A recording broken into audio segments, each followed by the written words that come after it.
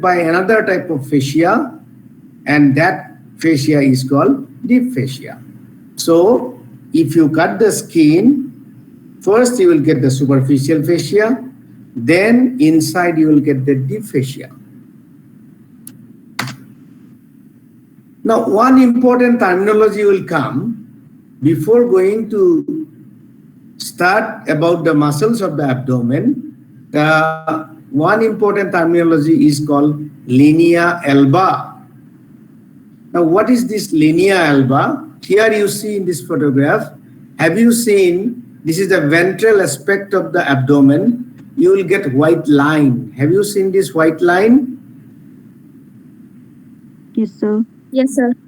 So that white line is called linea alba. In this photograph also you will get one white structure, and that white structure is known as linea alba.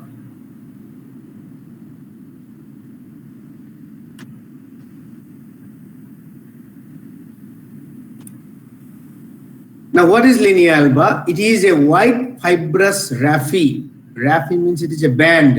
It is a white fibrous tissue band that extends from the xiphoid cartilage to the prepubic tendon. So important. So what is linea alba? It is a white fibrous raphe that extends from the xiphoid cartilage to the prepubic tendon. Now xiphoid cartilage, where do you get this xiphoid cartilage? On the caudal aspect of the sternum, there is presence of a cartilage known as xiphoid cartilage. And prepubic tendon, you will be getting on the, if you see the os coxae, there is pubis bone, and on the anterior aspect of the pubis bone, there is presence of iliopectineal eminence. And this iliopectineal eminence, in this iliopectineal eminence, the two band of connective tissue will originate, and that is called prepubic tendon. Now, so linea alba extends from the xiphoid cartilage to the prepubic tendon. Now, it is formed by the aponeurosis of the oblique and transverse abdominal muscles. Now, I have not discussed about the muscles, but for your information, I am telling you that there are 4 abdominal muscles. They are obliquus abdominis externus, obliquus abdominis internus. These are oblique muscle, 2 oblique muscle.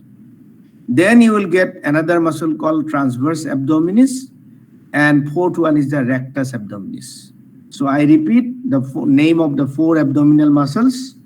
They are obliquus abdominis externus, obliquus abdominis internus, transverse abdominis, and rectus abdominis.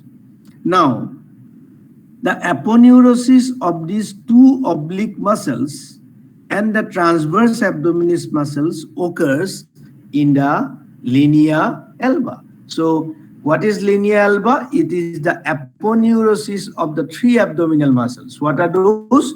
Obliquus abdominis externus, obliquus abdominis internus, and transverse abdominis muscle. So finally, if somebody will ask you, if I will ask you what is linea alba, you have to tell it is a white fibrous raphe that extends from the xiphoid cartilage to the prepubic tendon, and it is formed by the aponeurosis of the 2 obliquus abdominis muscle and 1 transverse abdominal muscle. Clear? Yes, sir. Clear or not? Other student, there is no sound. Yes, sir. Yes, sir. Yes, sir. Okay.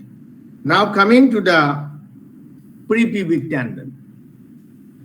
So it is essentially the tendon of insertion of the rectus abdominis muscle. I told you there are 4 abdominal muscles. The 4th one is the rectus abdominis muscle. The rectus abdominis muscle aponeurosis occurs in the prepubic tendon. Here, if you see in this photograph, these are three other abdominal muscle, and this one is a rectus abdominis muscle. This is the rectus abdominis muscle of this side, and this is the rectus abdominis muscle of that side. RA. RA means rectus abdominis muscle. Now these two muscles are aponeurosis occurs here. This is the prepubic tendon. Have you seen? This is the oscoxy. Oscoxy is present in this area, and two tendon arises from this iliopectineal eminence, and that one is the prepubic origin of the prepubic tendon, and this prepubic tendon is the aponeurotic part of the rectus abdominis muscle. Now, what do you mean by aponeurosis? Already I discussed, even though once again I am going to tell you. So aponeurosis means it is the insertion. When the insertion of muscle takes place in a broad sheath-like structure, that is called aponeurosis. That means insertion occurs generally to a particular point. If the muscle inserts to a particular point, it is called insertion. But when the muscle inserts in the form of a broad sheath, is known as aponeurosis. So abdominal muscles, there is no insertion because it inserts in a broad sheath. That is why it is called aponeurosis. Clear? Yes, sir. Yes, sir. So out of these four abdominal muscles, the first three aponeurosis occurs in the linea alba, and fourth one, that is the rectus abdominis, the aponeurosis occurs at the prepubic tendon. So the prepubic tendon is attached to the cranial border of the pubis bone, that is the iliopectineal eminence. It has the form of a thick band. It extends from the iliopubic eminence to the xiphoid cartilage. So it also going like this, and it also attached with the xiphoid cartilage. That means on the side of the linea alba, the prepubic tendon also going, and it will insert cranially with the xiphoid cartilage. So both are connecting to both the linea alba and the prepubic tendon are connecting to the xiphoid cartilage to the iliopubic eminence. So just 1 minute. Hello? Class choli ase.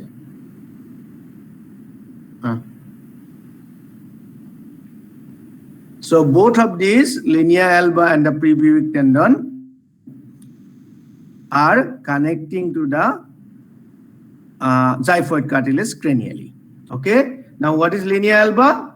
It is the aponeurosis of the obliquus abdominis muscle and the transverse abdominis muscle, and it is a band, white fibrous band that extends from the xiphoid cartilage to the prepubic tendon.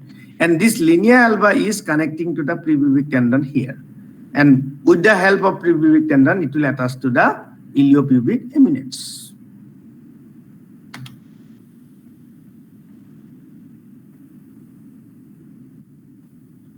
Now, another very important structure is the Popper's ligament or inguinal ligament.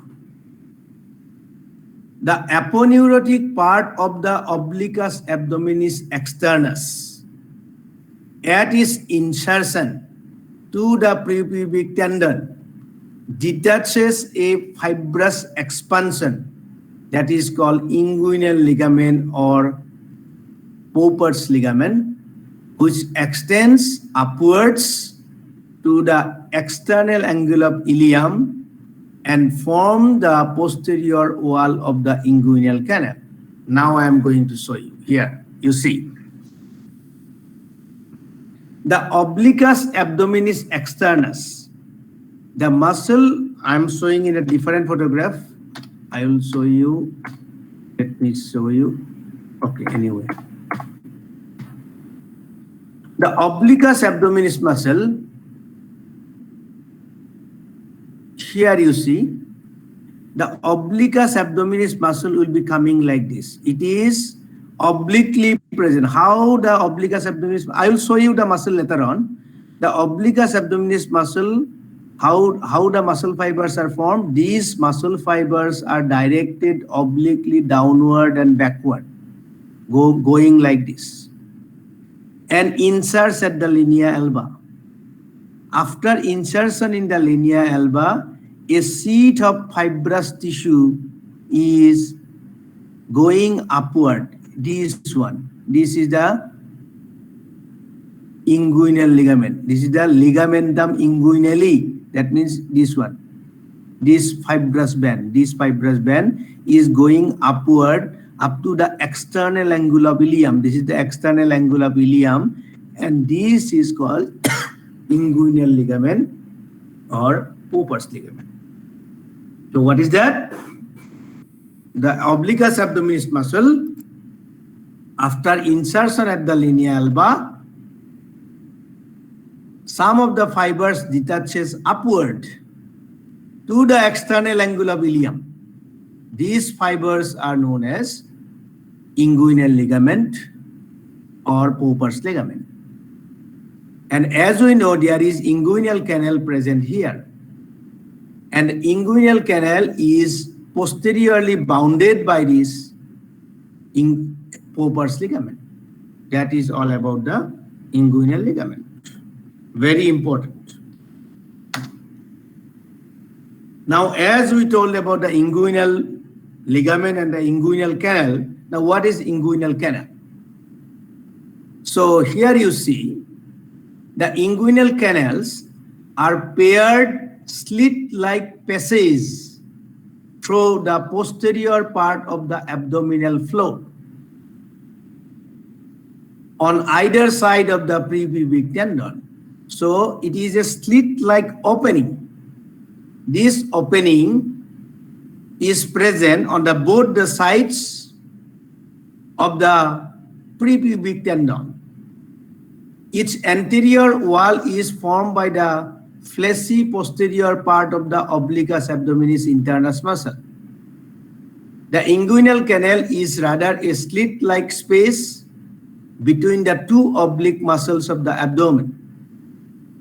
Between the two oblique means obliquus abdominis externus and internus. The internal inguinal ring, you see here in this photograph, you see. Here is a very small photograph. I cannot show you because I cannot enlarge the image. Here in this photograph, you see, this is one ring, and this is called internal inguinal ring or deep inguinal ring. And this is another ring known as external inguinal ring. External inguinal or superficial inguinal ring is present along with the skin, through which, in case of male, the testicles will come down to the inguinal region. So inguinal canal means it is the canal between the deep inguinal ring and the superficial inguinal ring. In between this, there is a canal, and that canal is known as inguinal canal. So it is bounded anteriorly by the obliquus abdominis internus and posteriorly by the obliquus abdominis externus. Because obliquus abdominis externus muscle is coming like this, and it will form the posterior boundary. And obliquus abdominis internus will be coming like this, it will form the anterior boundary of the inguinal canal. So inguinal canal, for your information, it is present both male and female. It is present in both the cases. In males also it is present, in females also it is present. But the content of the inguinal canal is different in both male and female. Because female, you won't find any testicles. So instead, you will be getting the other structures in the inguinal canal. The contents of the inguinal canal. In the male, you will get spermatic cord. So which one is the spermatic cord? So here, this is the spermatic cord. This is the spermatic cord. So spermatic cord, tunica vaginalis. Then external cremaster muscle, internal pubic artery, and inguinal lymphatic vessels and nerves. These are the contents of the inguinal canal in case of male animal. This photograph I have given in your note. Today I am going to give the notes, so you go through it. In case of female, there is no spermatic cord, so you will get only external pudic vessels, ilioinguinal and genitofemoral nerves, and round ligament of the uterus only for bitch. In case of bitch, one additional structure present in the inguinal canal in the female dog, and that is the round ligament of the uterus. In other species, you will get external pudic vessels, ilioinguinal and genitofemoral nerves. So content of the inguinal canal is different in male and female. It is also very important. Please remember this one. Now, content of the spermatic cord. Here I am showing in the inguinal canal you will be getting spermatic cord. Now, what are the structures of the spermatic cord? Here you see. The contents of the spermatic cord, the spermatic or testicular artery. Here you have seen the red color pipe. The red, this is the testicle. This is overall. This is the hole, and this is called the superficial inguinal ring. This is a slit-like opening. Through that opening, the spermatic cord has to pass. Overall, it is called a spermatic cord.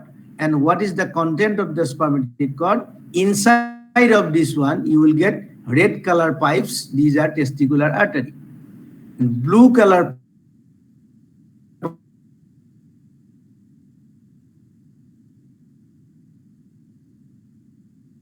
pipes, that is known as. Then lymphatics are also present.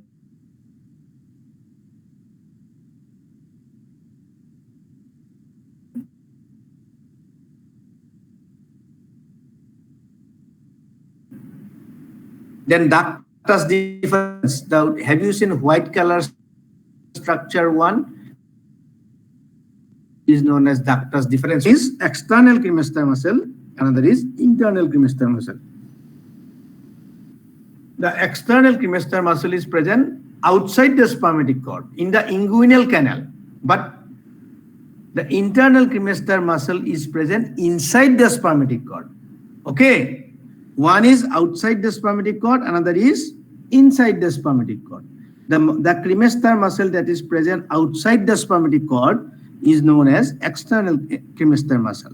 And the muscle that is present inside the spermatic cord is called internal cremaster muscle.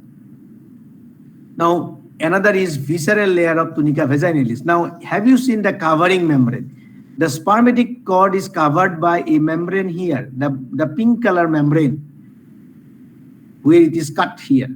So the pink color membrane, the outer covering is known as visceral layer of the tunica vaginalis layer. So these are the contents of the spermatic cord. So it is very, very important. Now here you see the spermatic artery is encircled by the spermatic vein like a plexus formation. There is a zigzag formation of the testicular vein. And that zigzag formation is known as pompiniform plexus. Pompiniform plexus. Now, it is very important. What is pompiniform plexus? So, the testicular veins encircles the testicular artery in a plexus-like formation or zigzag-like formation. And that formation is known as pompiniform plexus. Now, what is the importance of this plexus formation of the testicular vein around the testicular artery? Because inside the testicle, the temperature has to be maintained for the formation and development of the spermatozoa. It requires 1 or 2 degrees less temperature than the body temperature. As we know, the body temperature is 37 degrees Celsius. So inside the testicles, the body temperature has to maintain 35 degrees Celsius. So it has maintained by this zigzag formation-like structure that is formed by testicular vein around the testicular artery, and that plexus formation by the testicular vein is known as pompiniform plexus. Clear or not? Yes, sir. Yes, sir. Now, have you seen one industry where ice blocks are prepared? Do you have some idea? Have you seen some factory like that where ice blocks are prepared? Anyone? So you go through the Google, okay? You see how ice blocks are formed, okay? So ice blocks are formed. So there is a zigzag-like pipes. Through one pipe, the hot water will come and encircles by this zigzag-like cold water has to pass. So you just see the photograph how ice blocks are formed. Okay. It is the same mechanism like that of the pompiniform plexus. Are you going to see through Google? Yes, sir. Yes, sir. So how ice blocks are formed. Okay, you just go through it. It is same mechanism like that of pompiniform plexus to maintain the cold temperature inside the testicle. Now coming to the muscles of abdomen. The first muscle, that means if you cut the skin, then you will get the superficial fascia, then you will get deep fascia along with the muscle. The first muscle you are going to get is the obliquus abdominis externus. Here you see in the right side photograph. This is the animal. So this is the forelimb. This is the latissimus dorsi muscle. This is the serratus ventralis muscle, and this muscle is the abdomen. So first muscle is this one. You see the direction of the fibers is obliquely downward and backward. Have you seen? The muscle fibers are obliquely downward and backward going to the linea alba. Now, so this muscle is the external oblique muscle or obliquus abdominis externus. Now, where its fibers are directed downward and backward. Fibers are directed downward and backward. At the level of tuber cocci, this is the tuber cocci. It forms the posterior wall of the inguinal canal. At the level of this one, it will form the posterior wall of the inguinal canal called the Popper's ligament or inguinal ligament. Already I told you. Now, what is the origin of this muscle? Lateral surfaces of the ribs from fifth intercostal space. So origin of the muscle is the lateral surface of the ribs. Ribs are present here from fifth onwards. And lumbo-dorsal fascia. Lumbo-dorsal fascia is present on the upper side. Here you will get the lumbo-dorsal fascia. From that, this muscle originates. What is the insertion? Linea alba and prepubic tendon. This muscle is inserted at the linea alba. And linea alba is inserted at the prepubic tendon. So basically, if somebody will ask you where the obliquus abdominis muscle, externus muscle inserts, it inserts at the linea alba, or aponeurosis occurs at the linea alba. Now next muscle, obliquus abdominis internus. Its fibers are directed downwards, forwards, and inwards. You see,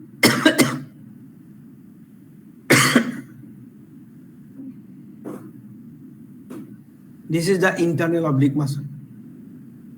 The direction of the muscle is directed downward and forward. It is coming like this. This muscle is coming like this and inserts at the linea alba. So here from it originates. This is the tuber cocci. It originates at the tuber cocci and Popper's ligament. Popper's ligament, already I told you, it is present here. So it originates from tubercocci and Popper's ligament, and it will be going downward and forward. Inserts at the linea alba. This is the linea alba. Now third is the transverse abdominis muscle. It is the thinnest and innermost muscle of the abdomen. So transverse abdominis muscle is thin, and direction of the muscle fiber is directly dorsoventral. It is coming like this, directly dorsoventral, and joins at the linea alba. Where from it originates? Transverse process of the lumbar vertebrae. So lumbar vertebrae is present on the abdomen. So from the transverse process of the lumbar vertebrae, it originates along with the cartilages of the asternal ribs. These are the cartilages of the asternal ribs. So here from it also originates. It will going directly dorsoventral position and joins at the linea alba. Now fourth one is the rectus abdominis muscle. So here you see this muscle, and here is this muscle. So rectus abdominis muscle, this is confined to the floor of the abdomen. So this muscle is extend up to this area.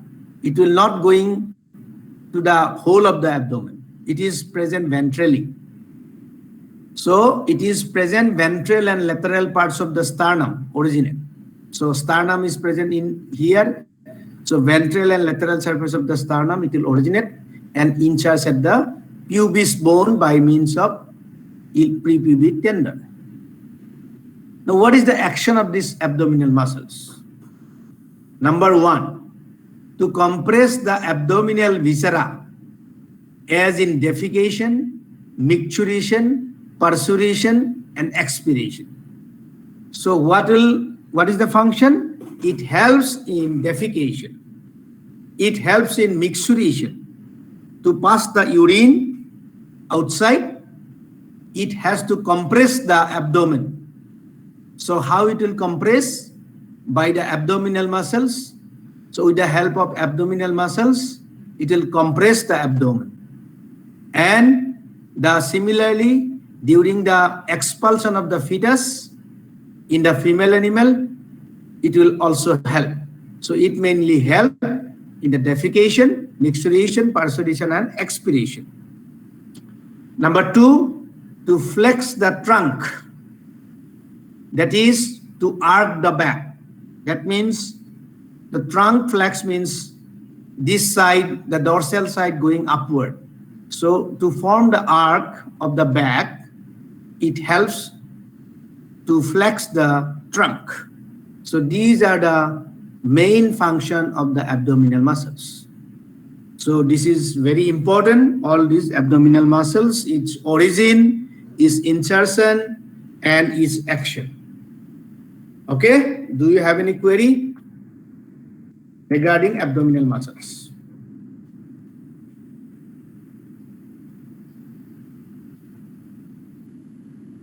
Any query regarding abdominal muscles?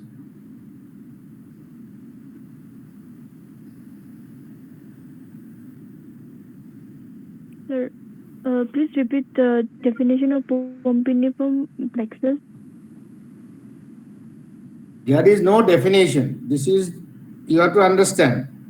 So Pompiniform plexus, it is a plexus-like formation formed by the testicular vein around the testicular artery to maintain the temperature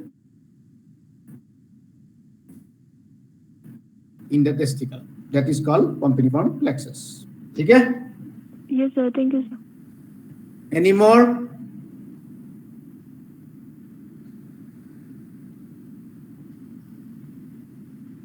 Any more thing?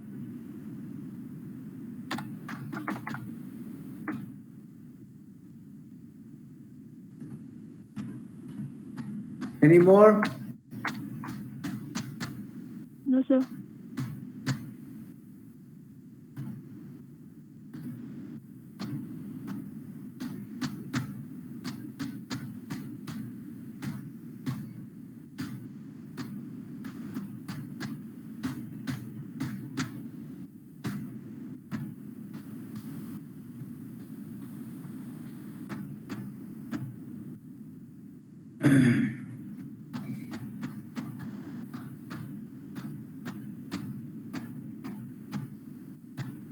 Now, one thing I want to tell you.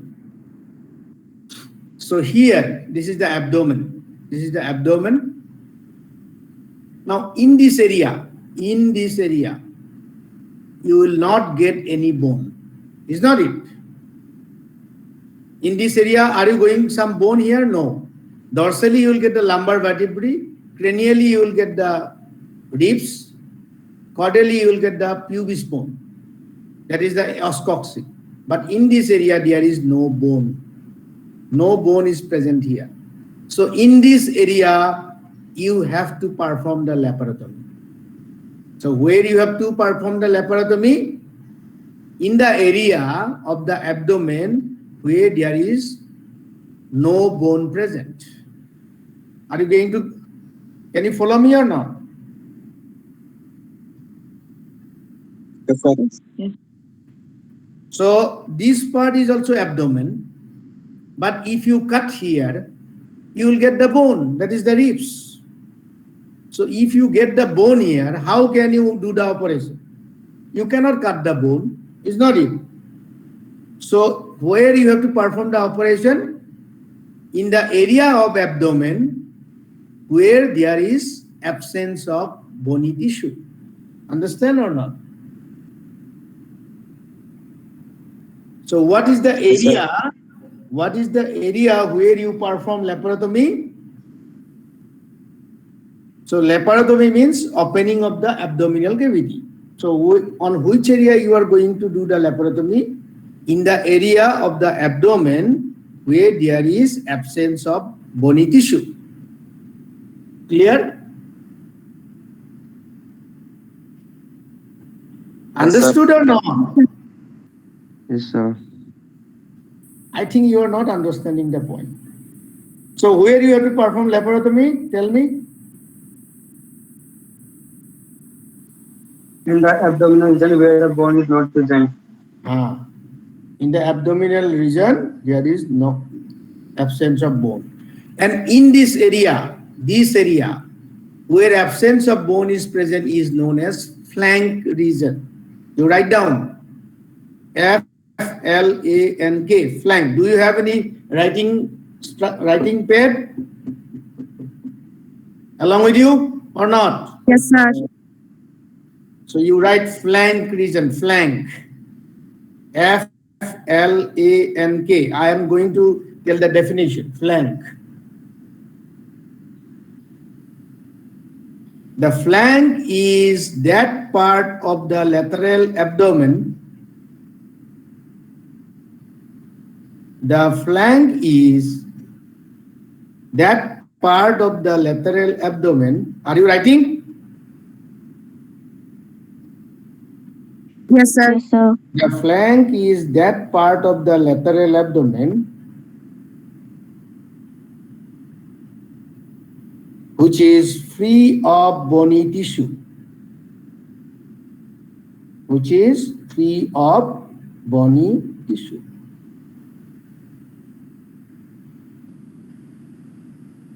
क्या लिखा है? पढ़ के बताओ.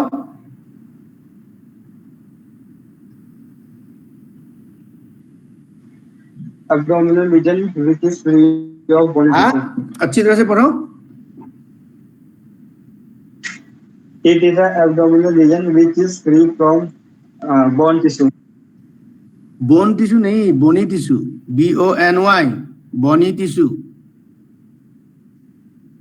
It is dorsally bounded by the. It is dorsally bounded by the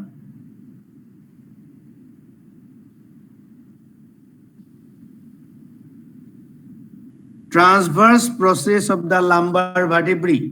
This is the transverse process of the lumbar vertebrae.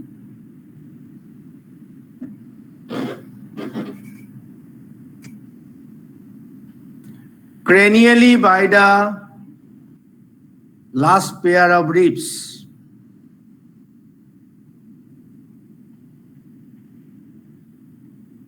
Caudally by the pelvic inlet.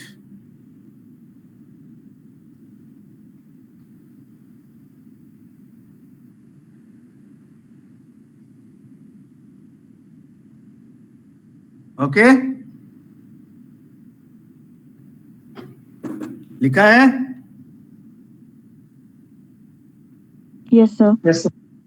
Now you see, there are two regions. This region is what region? Flank. The Flank region. Now you see, this is a very big structure. Flank is a very big structure because in the animal is very big. Now some of the organs, please concentrate, huh? Some of the organs are present here, some of the organs present here, some of the organs present here. Okay, for example, on the right side, liver is present here, kidneys are present here, then jejunum is present here, abomasum is present below. Okay, suppose you want to do operation in the abdomen. Abdomen means operation in the abomasum. The location of abomasum is here. Can you see my cursor? Yes, sir. On the lower abdomen. On the lower abdomen, you will get abomasum here. Okay. Suppose you want to do any operation in the abomasum. Suppose there is any tumor growth in the abomasum, you have to cut the tumor. Then how you are going to cut? Before going to do the operation in the abomasum, first you have to do laparotomy, is not it? Yes, sir. Directly you cannot approach the abomasum because first you do the laparotomy. That means opening of the abdominal cavity. Then you have to do abomasotomy. Tomy means cut. Laparotomy. Tomy means cut. So laparotomy means opening of the abdominal cavity. That means any operation you have to perform in the abdomen. Any operation means suppose there is a problem in the liver. To operate the liver, you have to first do the laparotomy, right? Jaldi bolo. Yes or no? Understood or not? Yes, sir. So laparotomy करने के बाद ही तुमको liver मिलेगा. Laparotomy करने के बाद you will get the liver. Laparotomy करने के बाद you will get kidney. Laparotomy करने के बाद you will get rumen, reticulum, omasum, abomasum, cecum, colon, rectum. कुछ भी करना है, first you have to perform the laparotomy. सही बात है? ठीक है? Yes, sir. Yes. Now, suppose kidneys are located in the upper abdomen and abomasum is present in the lower abdomen. So where you cut, the flank is a big area. So if you want to do operation in the abomasum, are you going to cut in here, the incision here, Yes, sir. or in the lower abdomen? In the lower abdomen. In the lower abdomen. Then only you can approach abomasum, right? If you cut here, how can you approach abomasum? You will not get it the abomasum. Similarly, if you want to do operation in the kidney, if you give the incision in the lower abdomen, are you going to get the kidney? No, sir. No. That means there are two areas in the flank region. One is called upper flank region, one is called lower flank region. In some of the cases, you have to do incision in the upper flank region. In some of the cases, you have to give incision in the lower flank region. Understand? Clear? Yes, sir. Depending upon the organ, not depending upon the mood of view. Okay? Yes, sir. So depending upon the location of the organ, so that you can approach that organ. Now, if I will ask you, if you want to, please listen the question and answer me. If you want to do the incision in the upper abdomen region or upper flank region, what are the structures you have to cut?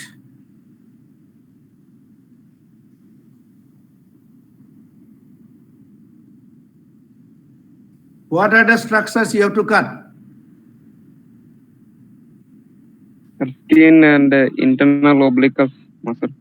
Huh? First,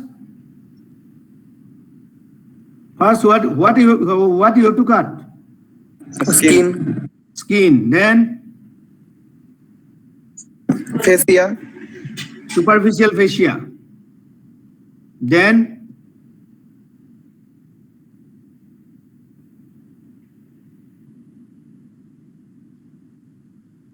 what you have to cut? Huh? Deep fascia. Deep fascia. So क्या क्या मिला है? First,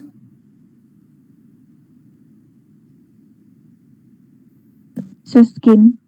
skin. Then Superficial fascia. fascia.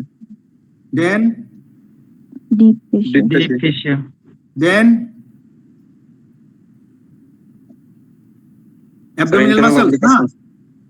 Which one? Abdominal muscle. Which one you have to cut first? Rectus. Also, Which muscle you have to cut first?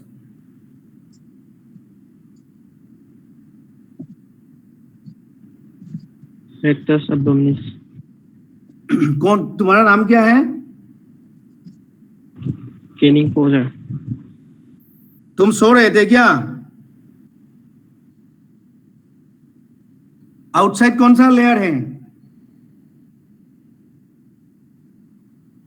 Which one is in outside?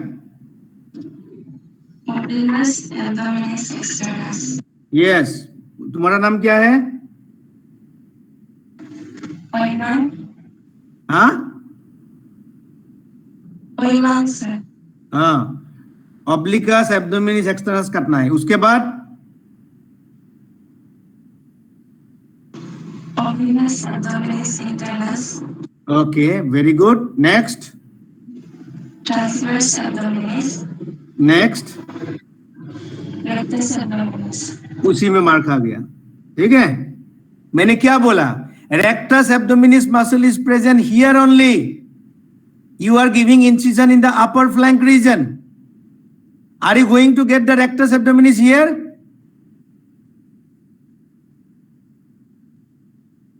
Rectus abdominis muscle यहाँ तक है, यहाँ तक. ये इसका नीचे है, ऊपर नहीं है. Are you going to get the rectus abdominis here in the upper flank? No, sir. No. Then what are the structures? Tell me now, quickly. First one is Skin. skin. Then Superficial fascia. Superficial fascia. Then Deep fascia. Then Obliquus abdominis externus. obliquus abdominis नहीं, abdominis externus. Then Obliquus Obliquus abdominis internus. internus. Then Transverse abdominis. then abdominal cavity open हो जाएगा. उसके बाद नहीं होगा. What is the structure? Now abdomen is covered by one layer of peritoneum. Is not it? Abdominal cavity is covered by peritoneum, so you have to cut the parietal peritoneum. Then it is called the opening of the abdominal cavity. So clear? Now you tell me, if you want to do the incision in the upper flank region, what are the structures you have to cut? ये पूछेगा exam में. नाम बताओ. Again.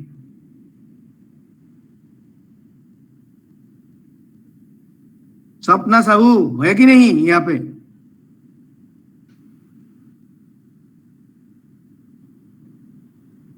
If you want to do the operation in the upper abdomen, upper flank region, what are the structures you have to cut?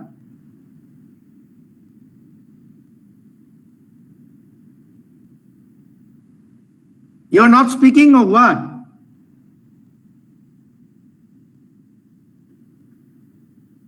Are you there or not? Hello? Yes, sir. Sir. So what are the structures you have to cut in the upper flank region? Skin. Skin. Superficial fascia. Hmm. Deep fascia. Hmm. Obliquus abdominis externus. Hmm. Obliquus abdominis internus. Hmm. Then parietal layer of peritoneum. Hey, transverse abdominis किधर गया? Transverse. Transverse abdominis, ये तुम लोगों का दिमाग है कि नहीं है? Do you have the brain or not? I am speaking the same thing, you understand, always you are telling that yes sir we understood, but you do not know anything. गोबर भरा हुआ है क्या दिमाग में? जल्दी जल्दी बोलो, tell me. What are the structures you have to cut in the upper flank region? The skin. Superficial fascia. Deep fascia. Obliquus abdominis externus. Obliquus abdominis internus. Transverse abdominis. Then I forgot. parietal peritoneum. Okay, then laparotomy completed. Now, if you want to do the operation in the lower flank region, what are the structures you have to cut? Again, tell me, lower flank.